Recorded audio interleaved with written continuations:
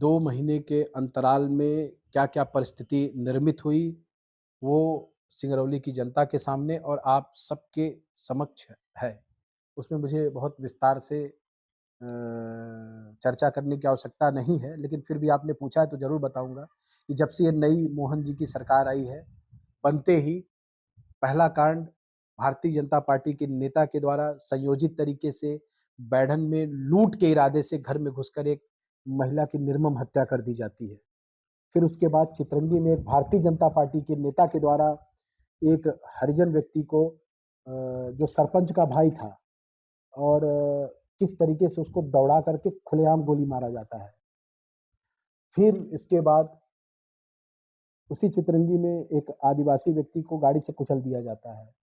फिर इसके बाद भारतीय जनता पार्टी के नेता के द्वारा एक आदिवासी को बालू अवैध बालू ढोने से रोकने पर ट्रैक्टर के नीचे कुचल करके मार दिया जाता है।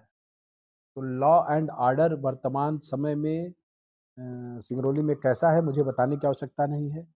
ये बात ज़रूर है कि लोगों में या यूँ कह लें कि भारतीय जनता पार्टी के नेताओं में इस समय कानून के खिलाफ, संविधान के खिलाफ एक जो कानून के खिलाफ एक डर होना चाहिए, वो कतई नहीं दिख रहा है। वो इतने अपने आप को पावर में महसूस कर रहे हैं और ये मान रहे हैं कि वो जो चाहेंगे, वो करेंगे, परिणाम चाहे जो हो। सराई में एक ट्रैक्टर से हादसा हुआ था। शायद आपने इसी सवालों में आपने उत्तर दिया है। तो सराई की घटना के दौरान जब कमलेश्वर पटेल पूर्व सांसद प्रत्याशी, कई लोग आपके कांग्रेस से थे। उनके सामने जो है सिंगरौली एसपी ने कहा था कि हम जो है जितने भी आरोपी हैं, जितने भी अपराध करते हैं, उनको हम 6 से या 7 घंटे के अंदर जो है मैंने सारे आरोपियों को अब गिरफ्तार तक गिरफ्तार कर लिया है। शायद आपने सुना होगा। बिल्कुल। तो कितना आरोपियों को यहाँ गिरफ्तार किया गया है? देखिए, उस घटना के बाद पुलिस प्रशासन इतने दबाव में थी कि हमारे नेताओं को 12 घंटे पहले दिन 12 घंटे धरने पर बैठना पड़ा थाने के बाहर।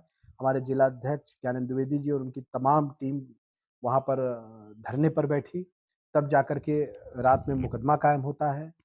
फिर इसके बाद दूसरे दिन हमारे अ, लोकसभा के प्रत्याशी और पूर्व मंत्री आदरणीय कमलेश्वर पटेल जी आते हैं और हम लोग सब लोग जा कर के वहाँ पर धरने पर जब बैठते हैं, तब जाकर के उस व्यक्ति को जो सरकारी योजना के तहत जो फंड मिलना चाहिए करीब 8 या 10 लाख का, वो फंड बड़े नाटकीय तरीके से प्रभारी मंत्री आती हैं, संपत्ति आयुक्त जी और उनके घर जाकर के उस फंड दे करके जबकि वो नियम कांग्रेस की सरकार के द्वारा बनाया गया था।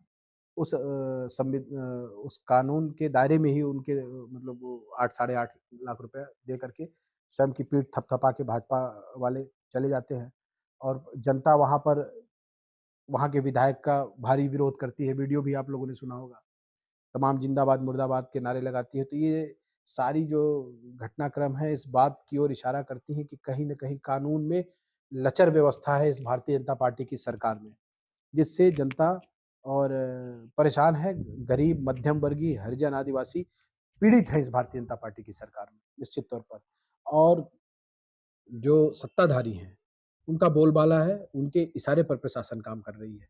हम लोगों ने, हमारे नेताओं ने वहाँ पर जाके धरना दिया और पब्लिक को ये आश्वस्त कराया था कि यदि पुलिस प्रशासन उस पर कार्यवाही नहीं करती है, तो हम सब पुनः एक बड़े पैमाने पर आंदोलन करेंगे।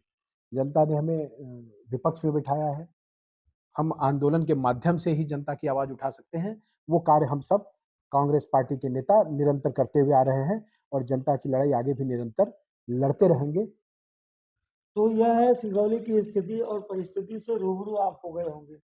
किस प्रकार से सिंगरौली में लॉ एंड ऑर्डर की स्थिति है और नगर निगम में जो विकास की योजनाएं चल रही है, विकास की गंगा बह रही है, तो गंगा की धारा सिंगरौली की पावन धरती पर कहां तक पहुंच गई है, यह धारा आप भी जान गए होंगे। और प्रदेश सरकार की जो योजना है, उनके ही अधीनस्थ, उनके ही अधिकारी कर्मचारी, उनके ही योजनाओं की किस प्रकार से धज्जियां उड़ा रहे हैं, इसका आकलन शायद आप कर चुके होंगे।